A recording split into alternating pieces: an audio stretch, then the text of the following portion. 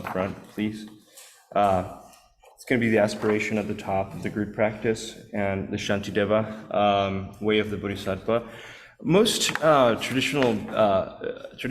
traditions of Buddhism, specifically around Mahayana, have this intention of we meditate and we practice to benefit sentient beings, right? So that's really what we're touching into like why we meditate, which is to benefit sentient beings. After we do that, we'll do a little bit of seated meditation, which will have two kinds of seated meditation. The first one will be focused on the breath. So we will, I'll guide you through some things to pay attention to, points of interest in the body, and on the three pillars of our meditation and how we feel supported through that. And then in the middle of that, so we'll do about 20 minutes of meditation together. So we'll do breathing meditation, and then I'll mention what we're going to do a hung practice, which is just a chanting practice. We're chanting the syllable hung, hung, and it's two hungs per breath that we do. This is a particularly interesting practice that Anne received. She was asking her teacher, Asam Rinpoche, who's a very important teacher of Dzogchen in Tibet still today, even with the Chinese invasion.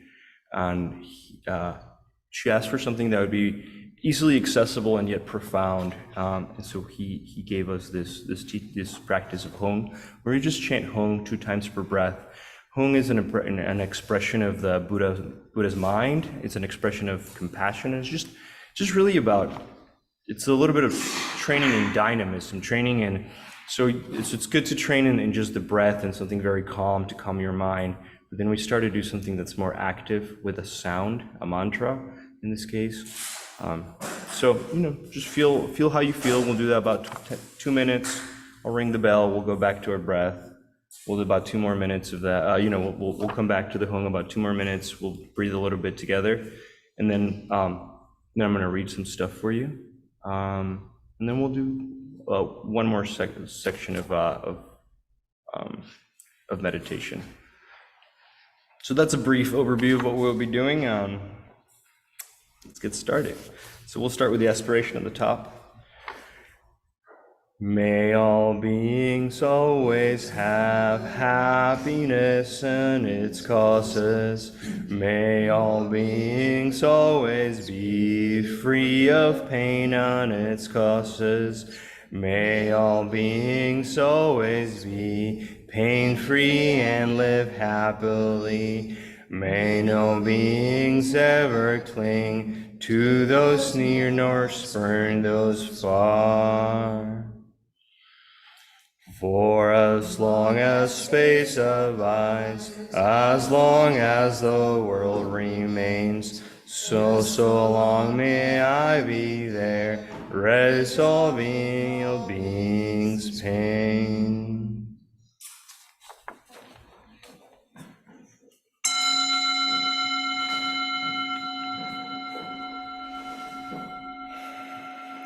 And allow yourself to just settle into your breath, into your body here now. The touching into your breath, just feeling it in your body, allows you to connect with your body. Your body is always here in the present and supported by the 3 pillars, which are the earth, our skeletal structure, and our central channel. So starting with the earth as our pillar, it's finding your seat, finding that support that comes from the ground, right? So I like to feel my sits bones move back and forth, side to side, and find a place where you find about an equal amount of pressure on both sits bones, and it's comfortable. And just feeling into how your body is making contact with your chair or your cushion. And you're simply being supported by Earth, this planet, right? Without any judgments. The gravitational pull of our planet just holds it there, holds us here.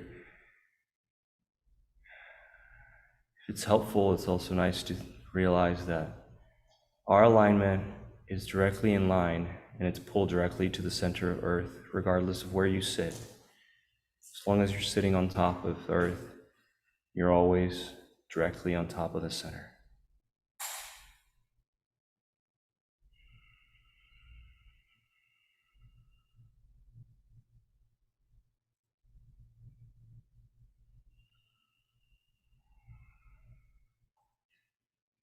From the basis of our connection to Earth, we notice how our bodies are able to stand up straight by the support of our bones and skeletal structure,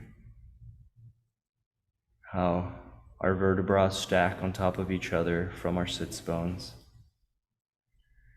If you notice, there should be a natural straightness to your spine. It's not supposed to be overly effortful, but if you move back and forth and you just allow your spine to stack on each other, you notice that as you come up, each vertebra stacks on top of the next one, and eventually your cervical spine, so the spine that's connecting your shoulder blades to your head, turns in a little bit, so your chin is tucked ever so slightly. And this is a natural curvature of your spine that supports your ability to stand here. Within that alignment of your spine, you have a very dense bundle of nerves connecting your brain to every single part of your body. This is our third pillar that supports us in meditation. It is the central channel of our body that allows us to be connected to our bodies, and then our bodies connected to Earth. It brings us awareness. So as you feel into those pillars and supports, allow your breath to start to permeate your body, relaxing your belly slightly and letting your breath go start all the way down into the bottom of your belly. Expand through your rib cage, topping off at your collarbones. And just noticing how it just exhales and it just leaves your body.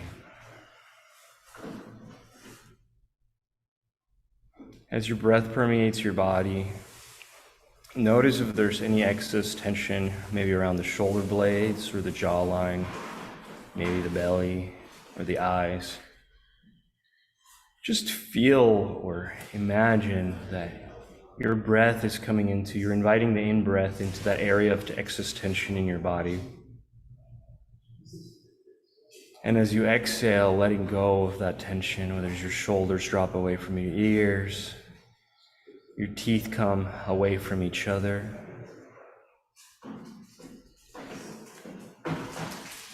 Your belly decontracts. Just allowing your attention to be here in your body a little bit more easily without fighting the tension that exists there.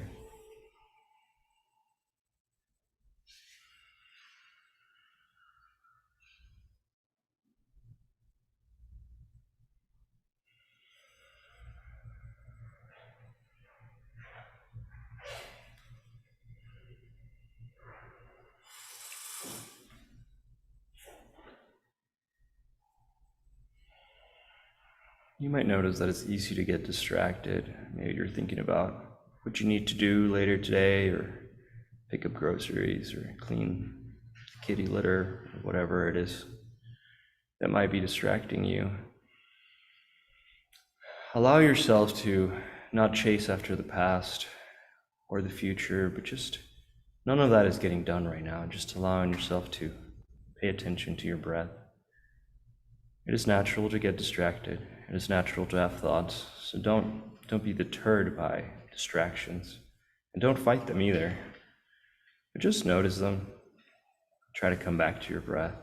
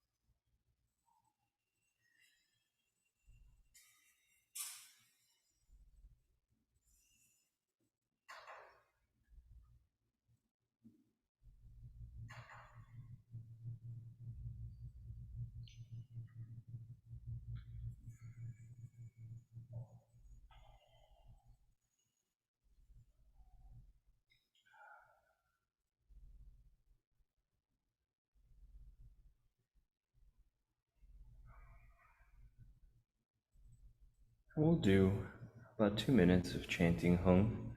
I'll mark the end of it with the bell, so that each breath exhalation that you do should be 2 cycles of Hung, Hung. And just go at your own pace. Don't try to match me. Just allow yourself to do it, whatever feels comfortable.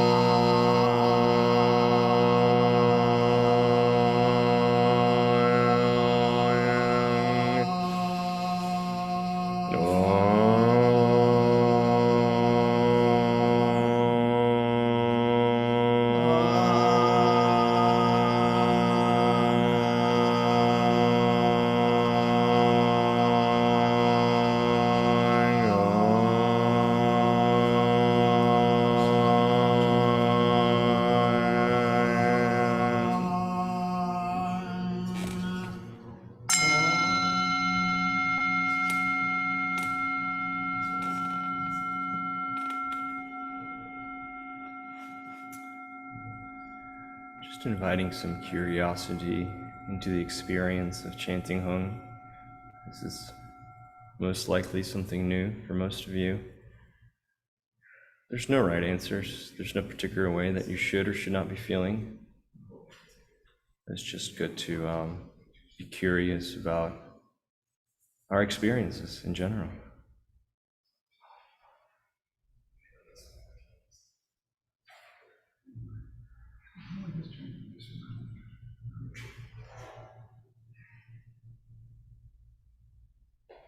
And then as that experience subsides, allowing yourself to come back to the breath.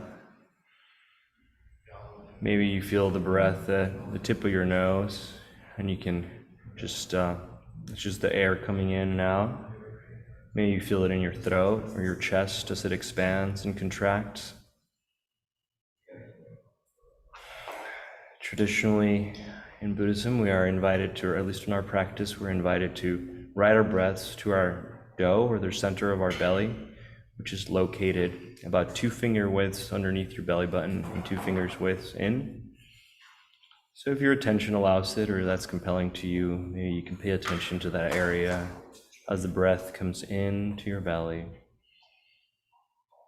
And then it exits also from the bottom of your belly outward through your nose.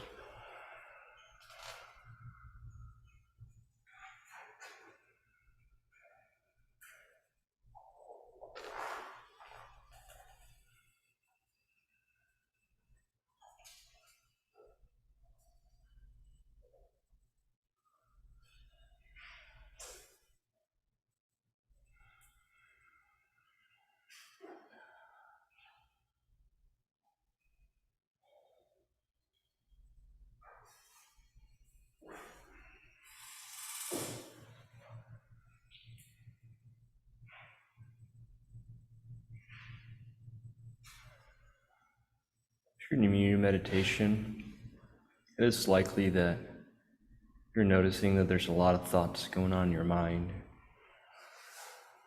It is often reported by new meditators that meditation is quote unquote not working because suddenly you have all these thoughts.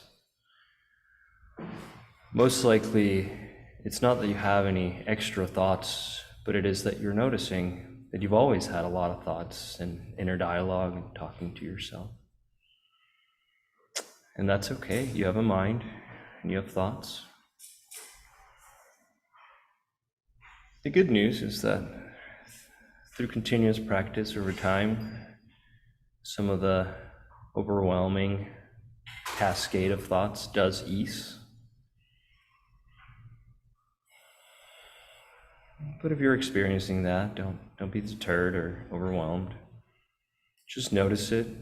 It's kind of just note it. Oh, I have thoughts. That's okay. I'm not going to fight them. I'm not going to try to repress them. Just going to notch my breath back, my attention back to my breath.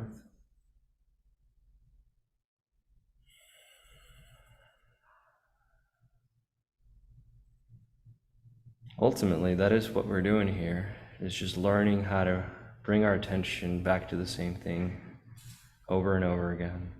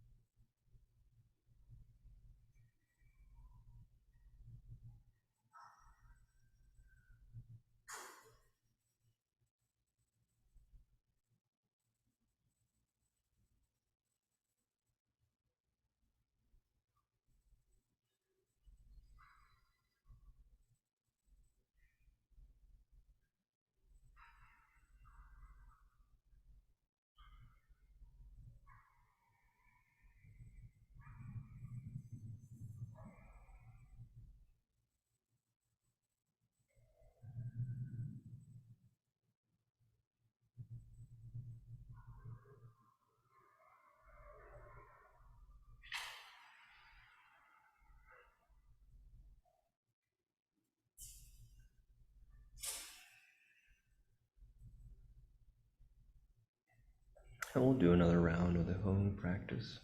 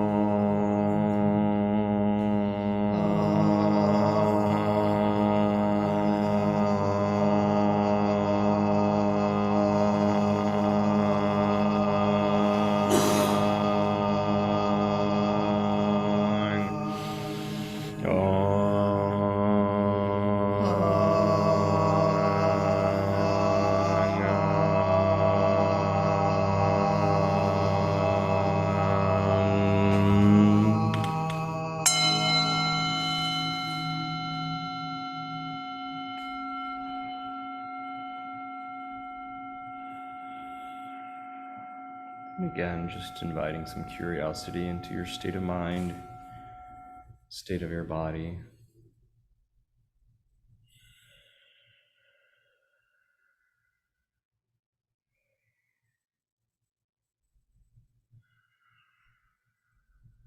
As experience subsides, coming back to the breath.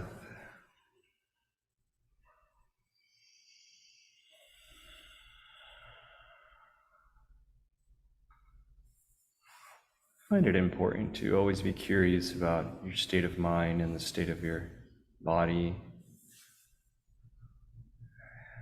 Sometimes we find ourselves in autopilot, just having experiences and just not even noticing them.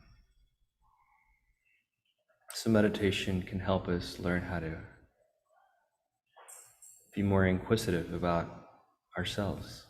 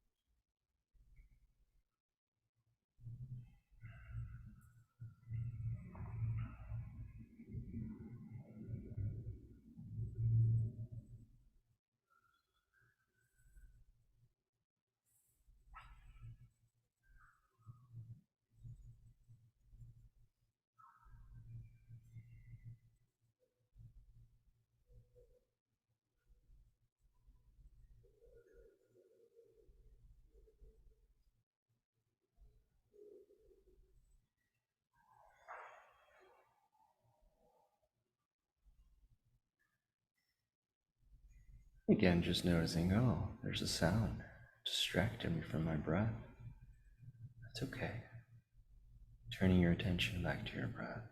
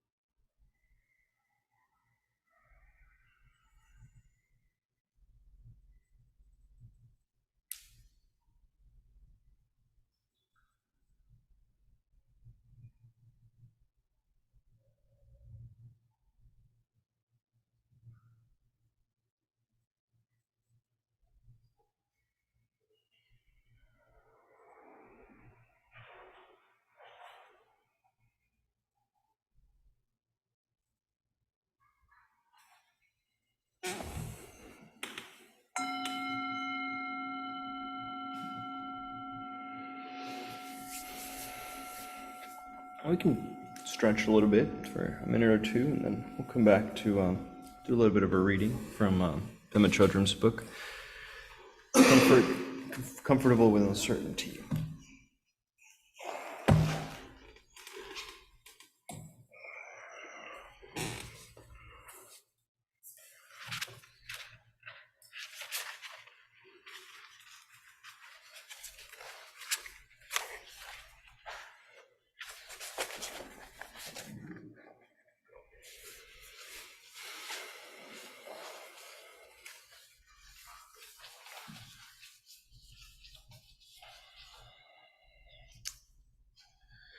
And I apologize in advance. I practiced the wrong part of the book, and my reading and reading out loud is outside of my comfort zone, so y'all get to experience that. So you're going to be comfortable with your own certainty. I am. Even though I'm reading so the name of so it's just like one-page chapters. It's a really nice book. There's 300 or 108 teachings, just like one per page. And we're going to be, one of us that will be leading meditation every Sunday. We'll be reading one little chapter out of the book and talking a little bit about it, taking questions or thoughts about it. So here goes nothing. Bodhicitta, the title of the text is The Healing Power of Bodhicitta. So what is bodhicitta? Bodhicitta is a Sanskrit word that means noble or awakened heart. Just as butter is inherent in milk and oil is inherent in sesame seeds, the soft spot of bodhicitta is inherent in you and me. It is equal in part with our ability to love. No matter how committed we are to unkindness, selfishness, or greed, the genuine heart of bodhicitta cannot be lost. It is here in all that lives, never marred and completely whole. It is said that in difficult times, it is only bodhicitta that heals. When inspiration has become hidden, when we feel ready to give up, this is the time when healing can be found in the tenderness of pain itself. Bodhicitta is also equated in part with compassion, our ability to feel the pain that we share with others. Without realizing it, we continually shield ourselves from the pain because it scares us. Based on a deep fear of being hurt, we erect protective walls made out of strategies, opinions, prejudice, and emotions. Yet just as jewels that have been buried in the earth for millions of years is not discolored or harmed, in the same way, this noble heart is not affected by all the ways we try to protect ourselves from it. The jewel can be brought out into the light at any time, and it glows as brilliant as if nothing had ever happened. The tenderness of life, bodhicitta, awakens when we no longer shield ourselves from the vulnerability of our condition, from the basic fragility of existence. It awakens through kingship with the suffering of others. We train in bodhicitta practices in order to become so open that we can take the pain of the world, let it touch our heart, and turn it into compassion.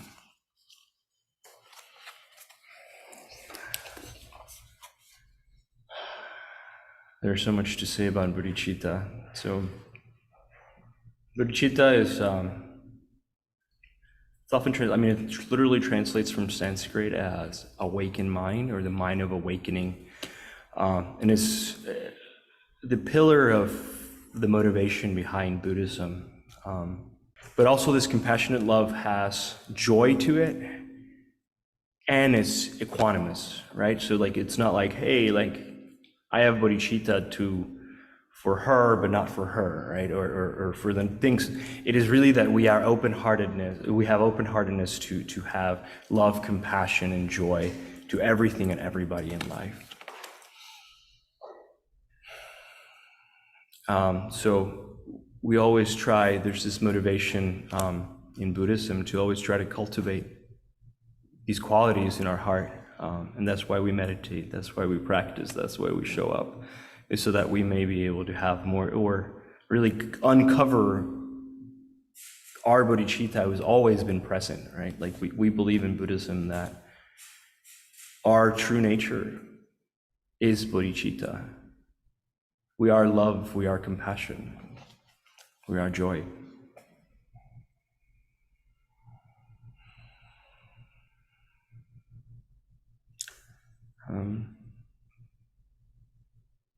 Yeah. Do you have comments? Responses, questions? Sorry? Yeah, whether it's about like what I just read, or it's about maybe anything technical about, yeah, please. Because the cheese kind of like, Can I get audio on this? taking in, They don't come through the speaker system. taking in kind of like from the world, but being able to control how you react to it, like for, and loving, and normally wouldn't be. I'm not saying normally wouldn't be. Yeah. But being able to control how you respond to negativity. Yeah, I think. So the question is if bodhicitta is training in the ability to receive maybe negative inputs from the world outside and still be open-hearted and good in response. Yeah, I think that's a very good interpretation of it. Yeah, I mean, I think a lot of us practice meditation because exactly we want to have a choice in how to react to like what's coming at us, right? Yeah, we live in a difficult world with a lot of anger and hatred and sadness and pain, and we don't want to be. I mean, I don't know. I don't think happiness is rooted in being angry. So I think being able to react from that place, being like, okay, you're being negative, but I'm going to choose not to be negative, right? So when you're mindful, when you've practiced meditation and you can be present, you can choose because you're going to see, and you might get angry when somebody's mean to you, but then you notice that anger and you say, I'm not going to react from that anger. I'm going to be kind. Yeah. Does that make sense? Is that what you thought? No, that's what I was getting at when you read. Yeah. That's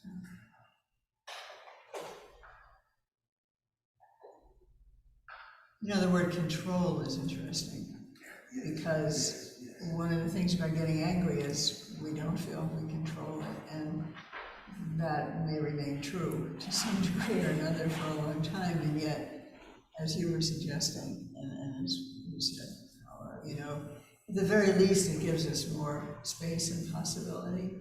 So yeah, you feel angry, but maybe, as you said, oh, but I don't want to act on this. That's already compassionate because you're protecting the people around you and yourself from a really dynamically negative action. So what you're pointing to is really, really important. It takes familiarity. It's a daily practice. We practice every day until we begin watching the breath as we did today to remember, may all beings, I'm doing this, may all beings be happy. What a wild thought. Everybody, not just my friends, everybody, even the people who hate me. It doesn't mean. Can you speak up a little bit? Okay, usually when we talk about this a bit, one wonders, well, wait a second, does this mean I'm a doormat? And maybe that hasn't come up yet, but it doesn't mean that. Compassion is really related to heart courage, the French word for heart courage, really related to our word courage. So there's a kind of courage there. It's to wish that other people not suffer and do what one can, but it doesn't mean always being nice in this kind of superficial way. Yeah, I think you understand. So that's also another topic, but I just wanted to get it into the conversation. Thank you very much for that comment. I think we should start to get ready to wrap up, but I'll pass this book around. Do you have a pen? Yeah, I think she's got a pen over there. So this is the Book of Names. So just like I think it's common in other religions as well, at least it was when I used to be a Catholic, to just write names of people that might passed away or ill or having a hard time looking for a job, whatever it might be. We'd write their names here and then we dedicate our merit to them and to everybody. You can write your own name. It's not an attendance sheet. You can write your name, and then we will, in the end, we'll sound an ah, and we feel like we're sending our energy, our good wishes to everybody here, to all of the names, to all beings everywhere. Because one other thing I want to say that this first paragraph, that the heart of bodhicitta cannot be lost. That's a very powerful principle in Buddhism. No matter how badly we behave, no matter the villains we see on our TV screen at night and really very, very dastardly behavior, we're not blind to that, but in our hearts, we don't give up feeling, but still I would like you to have. We'd also like you to stop doing what you're doing, because you're gonna need to stop in order to be happy, but that's a little bit of a different part of it. The heart of bodhicitta cannot be lost. There's something good in everyone, whether they know it or not. And that's a deep principle also that if you come back, you'll hear more about. We'll do a little bit more breathing together. So it'd be basically we did like 2 sections last time, we'll do just 1.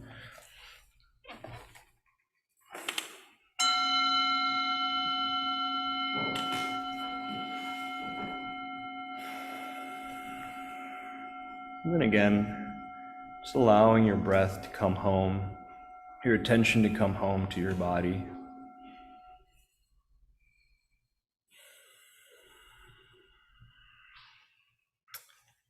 The fascinating thing about being human is that we have these physical bodies, and they're always here and now in the present moment, which makes them a wonderful conduit for meditation.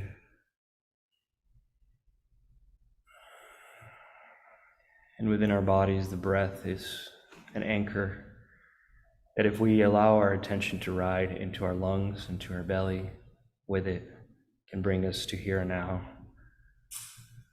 without the anxiety of the future or the sadness of the past, but just here and now, experiencing what's coming and what's going.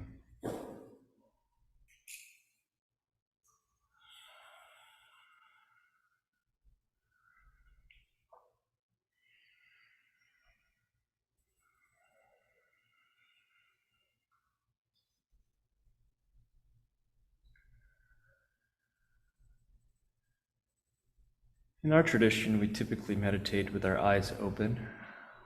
The idea is that we meditate so that we can engage in the world better, not to run away from it.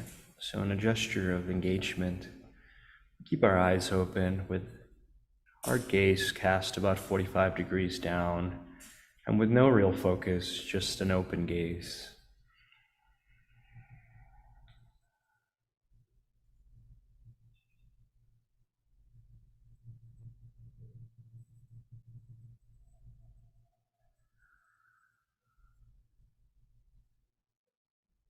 If you pay attention to your eyes in this case, you might find that you tense to try to pay attention to something in particular. But if you allow them to relax, your gaze just expands without any particular focus.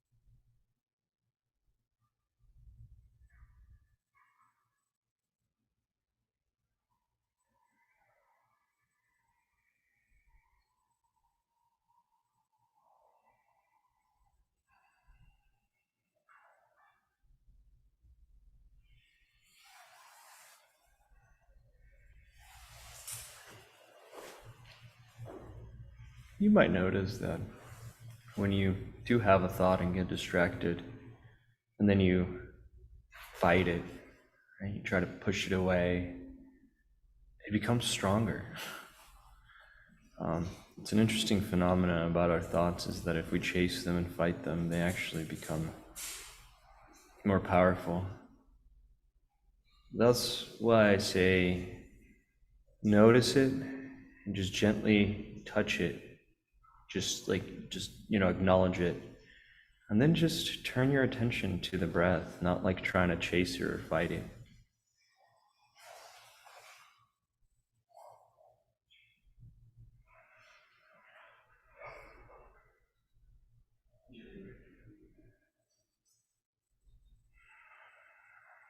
Also, don't be discouraged by how many times you get distracted. I'm often reminded, the first time I meditated, I was lucky enough to be told that the difference between a new student and somebody who's been doing it for a long time is just, person who's been doing it for a while gets distracted just as much, they come back more often.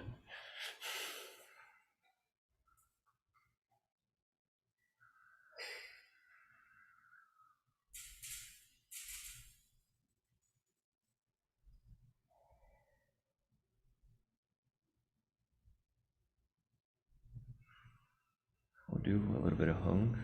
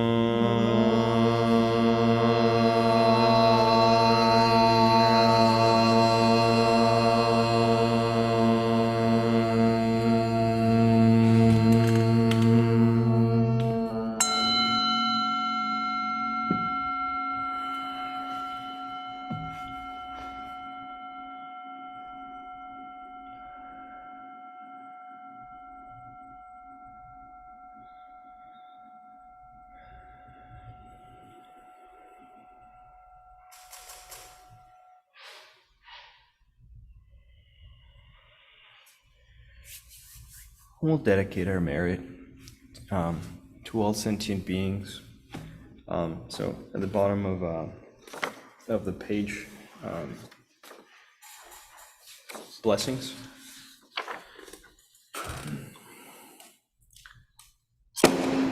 Sorry for that. With all of you in mind, we light this lamp of clarity. May the glow of love, wisdom shine within us, everyone, till we all rise forth born in one enlightened mandala. Oh, yeah.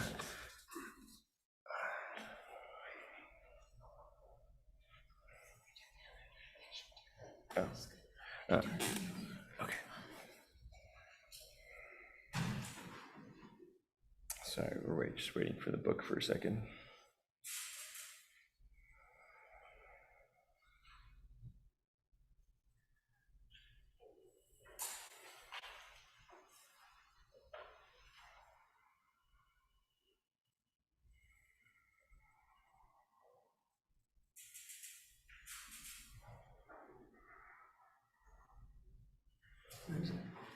Celia has it.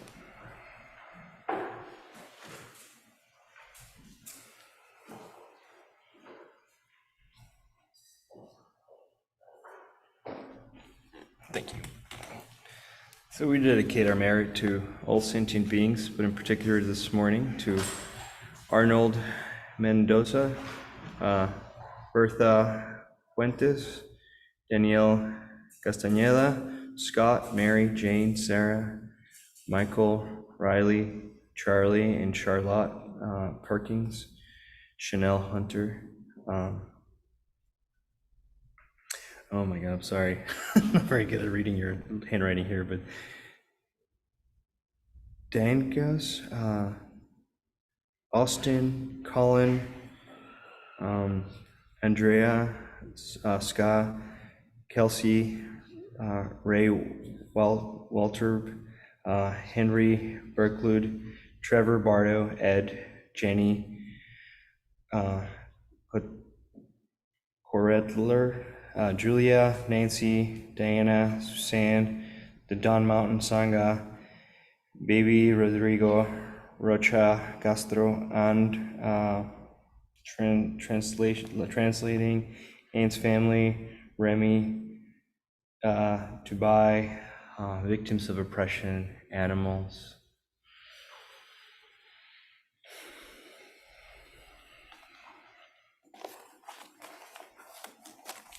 And we do the dedication also at the bottom of the page. By this good may I swiftly once become a great guru, lead all beings every one to reach to that very ground. And we close with an ah. We'll sing the syllable ah 3 times, and as we say ah, first and foremost, we imagine light and goodness and this concept of bodhicitta that we talked about flowing to ourselves, from ourselves to ourselves, from ourselves to those in the room, but also as we send it to those in the room, we're also receiving from those in the room.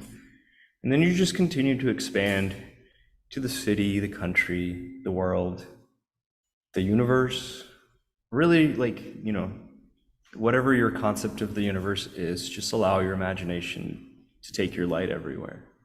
So we'll do it 3 times.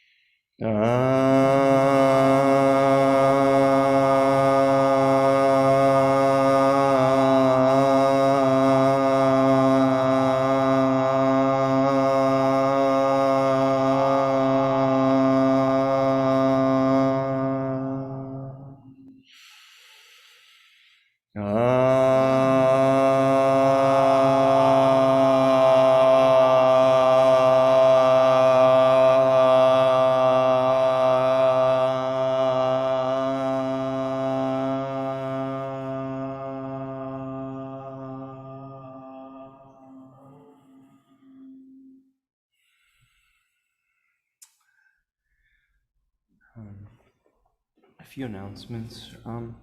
If you like what we're doing here at Don Mountain, know that we're a not-for-profit, and we're always delighted to take some donations. I think we have a donation basket back there, and we have quite a few more programs. If you go to our website, donmountain.org, you can find a calendar of those and sign-ups. We both have things ongoing, and then we have online programs that you can sign up for, and that have been pre-recorded.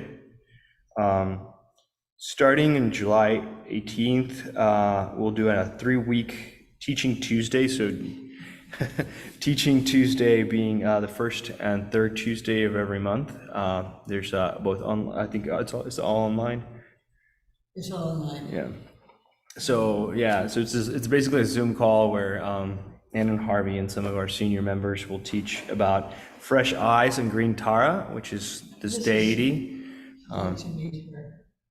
So in Tibetan Buddhism, there are lots of awakened beings, male, female, peaceful, wrathful. She is very tender, tender alacrity like the wind when she comes to come. So she's a very popular, beloved figure in the Mahayana tradition. And we have a short practice that we do to meet her, which really meets, meeting tenderness in yourself, like we heard about today. A way of furthering compassion. It's a Tibetan style practice. If that's new to you, we're going to go slowly over 3 Tuesdays, as Paulo said, and then we will have a mini retreat for 2.5 hours on August 26th, Saturday. I'm not sure yet if that can be at all in person or not. So, Yeah, that's the near time. There's another Teaching Tuesday series starting on July 15th.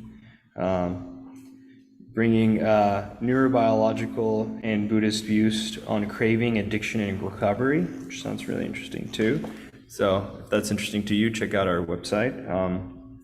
We have membership too, and I believe with our membership, you basically Teaching Tuesdays it's a free thing, right? So like either you can sign up for one specifically, or you can just become a member, and then all of those Teaching Tuesdays are open to you. Yeah. the first time you come is on us, on the house. And yeah, I think we'll have some snacks for you out there if you want to say hi.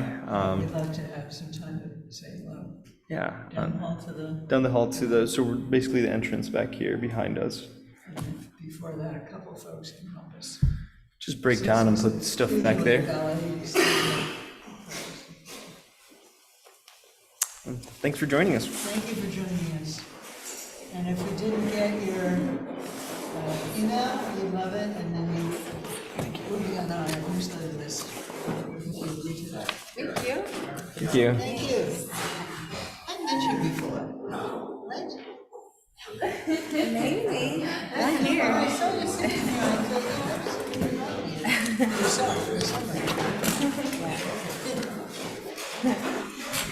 Would it be helpful to look at these?